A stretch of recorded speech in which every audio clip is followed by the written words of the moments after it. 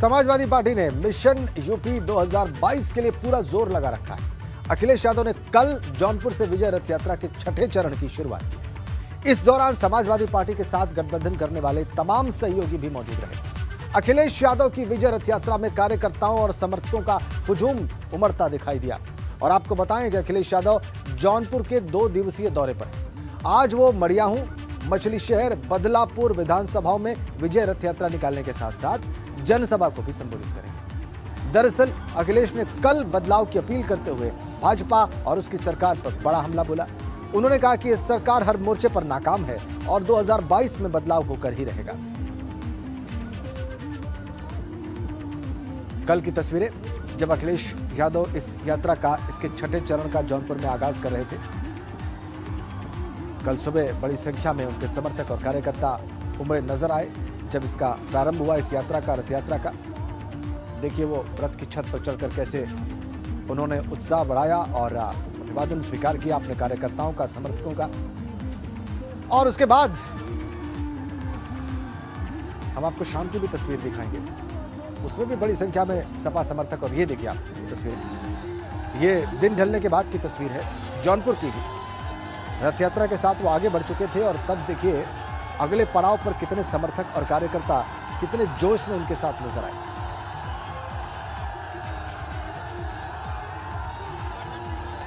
अखिलेश यादव इस समर्थन से गदगद और उत्साहित दिखाई दिए।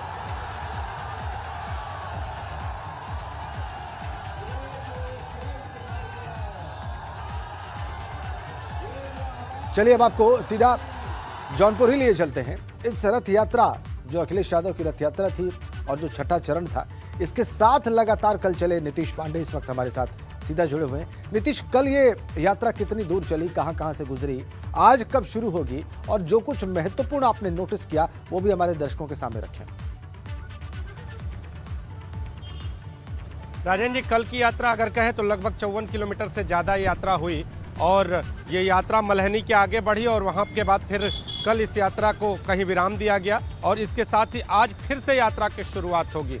यात्रा की शुरुआत और इसके साथ जो सभाएं हो रही हैं उसमें भारी जन समर्थन भी दिखाई दे रहा है, हुजूम भी दिखाई दे रहा है। और समाजवादी पार्टी, जो कहा जाता है कि युवा जिससे जुड़ता है, उन युवाओं का कहीं ना कहीं जुड़ाव समाजवादी पार्टी से दिखाई दे रहा है। आपको बताऊं कि अखिलेश यादव भी खास तौर पे किस बार ये जो यात्रा दिखाई दे रही है, जो यात्रा चल रही है, उसमें कॉन्फिडेंस में दिखाई दे रहे हैं। उनके साथ कृष्णा पटेल, राम अचल राजभर, ओम प्रकाश राजभर, ये सभी लोग मौजूद हैं और सभी रंगों को एक साथ इकट्ठा करके वो आने वाले चुनाव में विजयश्री हासिल करना चाह रहे हैं। लेकिन हम दूसरी बात भी करना चाहेंगे।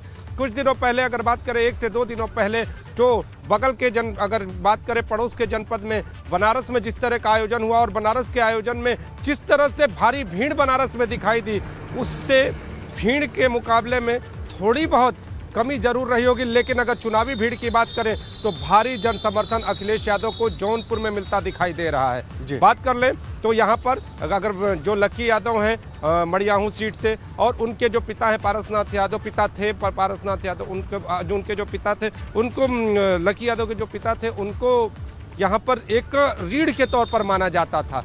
और जब आने वाले चुनाव में जिस तरह से अखिलेश यादव को जन समर्थन मिल रहा है, उससे कहीं ना कहीं सपा का किला जौनपुर में मजबूत होता हुआ दिखाई दे रहा है। लेकिन अब आने वाला वक्त ये बताएगा कि जो समाजवादी पार्टी की सीट है, समाजवादी पार्टी की सीट किसके हक में जाती है, क्या ये जन समर्थन, क्या ये जन समूह वोट में तब्दील होता है। लेकिन कई ऐसे वोटर भी दिखाई दिए, कई ऐसे लोग भी दिखाई दिए यानी छोटे बच्चे भी जी लेकर अखिलेश यादव जिंदाबाद के नारे लगा रहे थे। लेकिन हमने जब इस मुद्दे पर मौखिक बातचीत की तो उनका ये कहना है कि ये उत्साह है, लोग अपने घर के बच्चों को लेकर भी बाहर आए हैं, तो महिलाएं हो, पुरुष हो, बच्चे हो, युवा। ठीक है नीतीश, कुल मिला के आपकी बात से ये तो जाहिर है कि जौनपुर में उनको समर्थन मिला है, उनकी रथ यात्रा को समर्थन मिला है, ये आपकी बात से जाहिर होता दिखाई दे रहा है।